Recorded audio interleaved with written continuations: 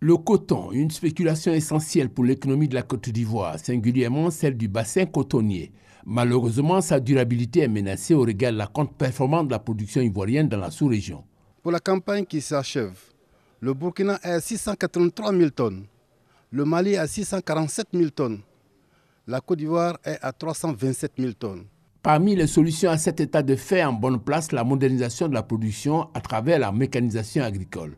Objectif attendu, atténuer ainsi le problème de la main-d'œuvre de plus en plus rare en réduisant l'exode rural, mieux maîtriser le calendrier agricole, contribuer à l'augmentation de la production, améliorer la productivité agricole, améliorer aussi les revenus des producteurs. La pluviométrie n'est plus comme avant. Les moments où on devrait commencer à labourer les bœufs, la terre, quand il pleut un peu, vous labourez 2 jours, la terre est revenue sec, vous ne pouvez plus labourer.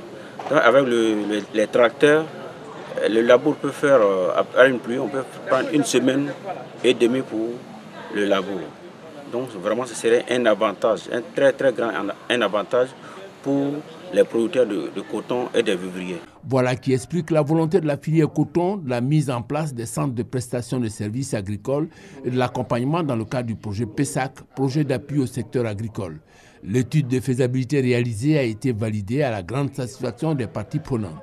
L'étude vient à point nommé pour absorber ce besoin qu'il y a dans le bassin cotonnier, de réduire la pénibilité du travail et de passer de l'étape de la mécanisation à traction animale avec les bœufs de culture attelés à une étape de motorisation. Ces satisfactions sont assises sur des recommandations. Il s'agit entre autres de la mise en place d'une phase pilote à exécuter par l'interprofession dans 4 centres au lieu et en place de 3 préconisés par l'étude.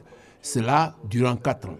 À l'État, il est sollicité l'exonération des taxes dans l'achat de matériel agricole et du carburant. Autre sollicitation capitale des participants, favoriser l'implantation des concessionnaires et des magasins de vente des pièces détachées dans les zones de production cotonnière.